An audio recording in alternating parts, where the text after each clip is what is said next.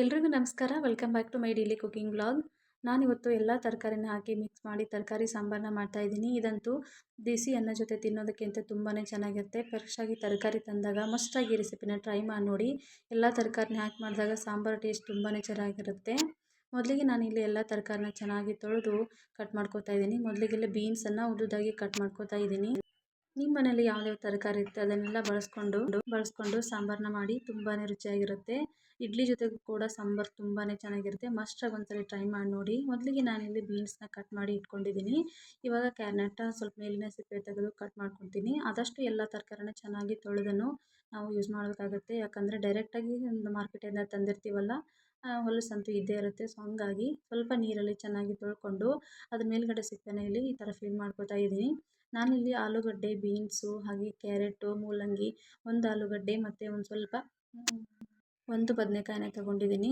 ಜಾಸ್ತಿ ತರಕಾರಿ ಅಥವಾ ಇದ್ರ ಜೊತೆ ಹೂಕೋಸು ಕೂಡ ಯೂಸ್ ಮಾಡ್ಕೋಬೋದು. ಹೂಕೋಸು ಮಾತ್ರ ಅದೊಂದೇ ಇಲ್ಲ. ಇದ್ರ ಜೊತೆಗೆ ನೀವು ನವಿಲು ಕೋಸು ಅಥವಾ ಸಾಂಬಾರು ಗಡ್ಡೆ ಅಂತಲೇ ಸಿಗುತ್ತೆ, ಅದನ್ನು ಕೂಡ ಬಳಸ್ಬೋದು. ನಾನು ಮನೇಲಿ ಎಷ್ಟಿರುತ್ತೋ ಅಷ್ಟನ್ನು ತರಕಾರಿನ ಯೂಸ್ ಮಾಡಿ ತರಕಾರಿ ಸಾಂಬಾರನ್ನ ಮಾಡ್ತಾಯಿದ್ದೀನಿ. ಆಲ್ಮೋಸ್ಟ್ ಎಲ್ಲ ತರಕಾರಿನ ಕಟ್ ಮಾಡ್ಕೊಂಡಿದ್ದೀನಿ. ಇವಾಗ ಒಂದು ಬದನೆಕಾಯಿನ ಮಾತ್ರ ತೊಗೊಂಡಿದ್ದೀನಿ.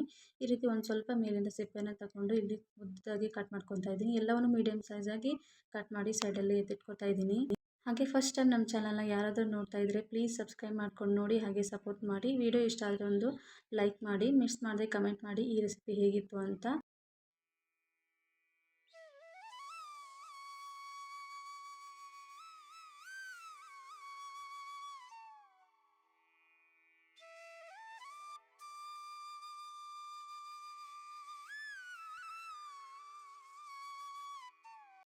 ಇವಾಗ ತರಕಾರಿ ಎಲ್ಲ ಕಟ್ ಮಾಡಿ ಇಟ್ಕೊಂಡಿದ್ದೀನಿ.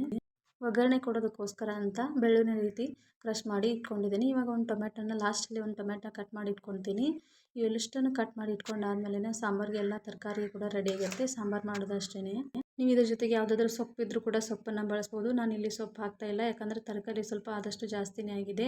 ತೀರಾ ತರಕಾರಿ ಆದರೆ ಮಕ್ಕಳೆಲ್ಲ ತಿನ್ನೋದಿಲ್ಲ. ಸೊ ಹಾಗಾಗಿ ಸೊಪ್ಪು ಸಪ್ರೇಟಾಗಿ ಮಾಡ್ಕೋಬೋದು ಅಥವಾ ಎರಡನ್ನೂ ಸೇರಿಸಿ ಕೂಡ ಮಾಡ್ಕೋಬೋದು.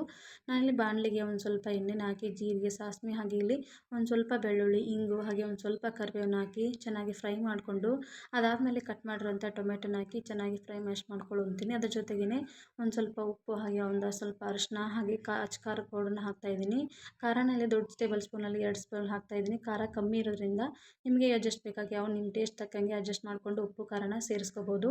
ಇವಾಗ ಕಟ್ ಮಾಡಿರೋಂಥದ್ದು ಎಲ್ಲ ತರಕಾರಿನ ಹಾಕಿ ಚೆನ್ನಾಗಿ ಮಿಕ್ಸ್ ಮಾಡ್ಕೋಬೇಕು. ಈ ತರಕಾರಿ ಎಲ್ಲ ಹಾಕಿದ ಮೇಲೆ ಇದು ಎಣ್ಣೆಲೇ ಒಂದು 50% ಬೇಯೋವರೆಗೂ ನಾವಿಲ್ಲಿ ಕುಕ್ ಮಾಡ್ಕೋಬೇಕಾಗುತ್ತೆ. ನಾನು ಪ್ಲೇಟ್ನ ಮುಚ್ಚಿಬಿಟ್ಟು ಈ ರೀತಿ ಚೆನ್ನಾಗಿ ಬೇಯಿಸ್ಕೊತಿದ್ದೀನಿ. ಇದಾದಮೇಲೆ ನಾವು ಮೊದಲೇ ಬೇಯಿಸಿಟ್ಕೊಂಡಿರುವ ಅಂತ ತೊಗರಿಬೇಳೆನ ಹಾಕ್ತಾಯಿದ್ದೀನಿ. ಈ ತೊಗರಿಬೇಳೆಯಲ್ಲಿ ಏನಪ್ಪ ಇದು ಕಪ್ ಕಪ್ ಅನಿಸುತ್ತೆ ಅಂತ ಅನ್ನಿಸ್ಬೋದು. ಇದು ನಮ್ಮ ಹೊಲದಲ್ಲಿ ಬೆಳೆದಿರೋಂಥ ತೊಗರಿಬೇಳೆ.